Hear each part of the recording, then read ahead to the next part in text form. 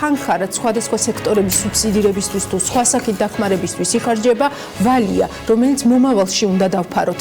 Ამ დროისთვის კანონის მიერ დადგენილი ზღვრები აქ საქართველოს ორგანულ კანონს გულისხმობ ეკონომიკური თავისუფლების შესახებ დარღვეულია და მთავრობას 3 წელი აქვს იმისთვის, რომ ამ ზღვრებში დაბრუნდეს. საერთაშორისო სავალუტო ფონდის მისიის ერთ-ერთი ყველაზე მკაფიო რეკომენდაციაა, რომ მთავრობამ დაიწყოს ფისკალურ კონსოლიდაციაზე ფიქრი და ქამრები თანმიმდევრულად შემოიჭიროს. ამ ფონზე და პანდემიის პირობებში კულტურის სამინისტრო დაგვიბრუნდა. ისევ გამოეყო განათლებას და ცალკე უწყების სახით გააგრძელებს ფუნქციონირებას. რა აკლდება ან ემატება კულტურას იმით, საკუთარი სამინისტრო ექნება თუ არა. ერთი რაც შეიძლება ვიფიქროთ ის არის, რომ გადასახადების გადამხდელთა ფულზე ხელმისაწვდომობა ამით უფრო მარტივდება და იზრდება. ანუკა ჯოხაძე მიკითხა, რა დააკლდა ქვეყანას და კულტურას იმით, რომ ცალკე სამინისტრო არ ქონდა. ნახოთ რა პასუხები მიიღო. ანუკა, გამარჯობა. ელენე, მცირე მთავრობის კონცეფციის ფარგლებში ჯერ კიდევ 2018 წელს მამუკა ბახტაძის გადაწყვეტილებით სამინისტროების რაოდენობა 14-დან 11-მდე შემცირდა. შემცირებაში მოჰყვა კულტურისა და სპორტის სამინისტროც, რომელიც განათლებისა და მეცნიერების სამინისტროს შეუერთდა. თუმცა 2020 წლის დეკემბერში ცნობილი გახდა, რომ ოცნების მთავრობა უკვე გიორგი გახარიას მეთაურობით მზად იყო გაუქმებული სამინისტრო ისევ აღედგინა. ასეც მოხდა. იყო თუ არა ხელისუფლების პოლიტიკა არათანმიმდევრული. ეს კითხვები კულტურისა და სპორტის ყოფილ მინისტრს მიხეილ გიორგაძეს დაუსვით, რომელიც ამბობს, რომ პოლიტიკა არათანმიმდევრული იმ შემთხვევაში იქნებოდა, თუ მთავრობა კულტურის სამინისტროს გაუქმებით დაშვებულ შეცდომას არ აღიარებდა და მის გამოსწორებას არ შეეცდებოდა. სამინისტროს კვლავ ცალკე უწყებად ჩამოყალიბება კი კულტურის სფეროს წარმომადგენლებს დღეს არსებულ ბიუროკრატიულ ბარიერებს გაუმარტივებს. განათლების და მეცნიერების სამინისტრო, რომელიც თავისთავად უკვე ასე ვთქვათ უზარმაზარი მასშტაბის სირთულის დაგეგმილი რეფორმების ფონზე ძალიან მნიშვნელოვანი იყო და ძალიან რთული იყო მასთან კიდევ ასე ვთქვათ მისი დატვირთვა კიდევ ასე ვთქვათ კულტურით არასწორი მეგონა მაშინაც და ეს მოუქნელობა ეს სწრაფი რეაგირება სხვადასხვა საკითხებზე ალბათ ყველაზე დიდი მინუსი იყო და არის დღემდე.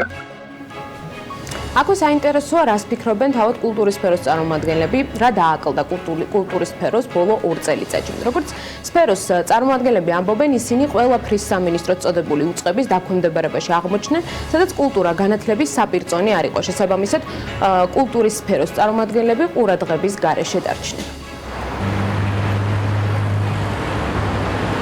იმას ვითხოვთ, რომ ცალკე თეატრზე ვიღაცამ ილაპარაკოს, ჩვენ პრობლემები მიიტანოს იქ ზემოთ და განიხილონ, რაღაცა თქვან, შეწუხდნენ და იფიქრონ ჩვენზე.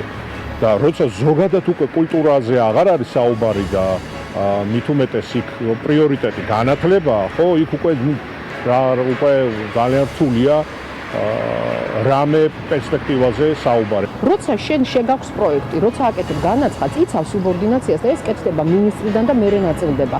ანუ პირდაპირ დეპარტამენტში ან სპეციალისტთან ან სამმართველოს უფროსთან ეს არ კეთდება, ეს ყველა სამინისტროში ასია და ეს არის ძალიან დიდი გზა, რომ აი იმხელა ინდუსტრიიდან, იმხელა თავიდან მივიდეს იმ ბოლომდე, რომელიც მე მჭირდება. კულტურის სფეროს წარმომადგენლები დაფინანსების გაზრდასაც ითხოვენ. მოთხოვნებს შორის სახელდება საგადასახადო შეღავათების დაწესება და არსებული რეგულაციების მოხსნის პროცესში მომავალი კულტურის მინისტრის აქტიური ჩართულობაც. საუბარია ბიუჯეტის გაზრდაზეც, ხო, იმიტომ რომ ინფლაცია ყველაფერი ძვირდება და ხელფასები არ მომატებულა, არ ვიცი რამდენი წელია უკვე.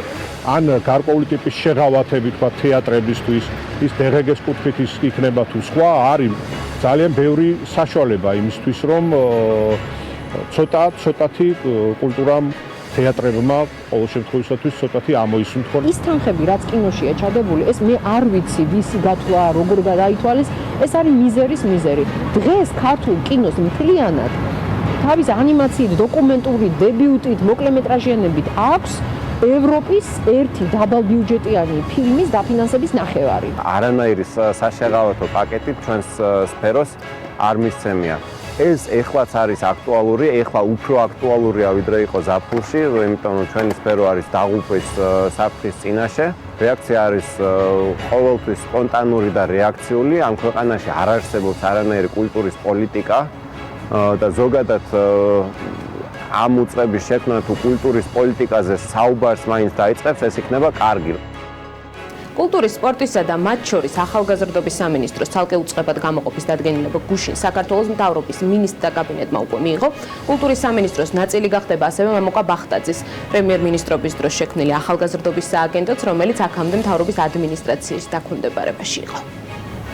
მადლობა ანუკა, ფაქტია ამ ყველაფერს კარგი ანალიზი სჭირდება, განსაკუთრებით დღეს, განსაკუთრებით მაშინ, როცა პანდემიის პირობებში რესურსები კიდევ უფრო მეტად შეზღუდულია.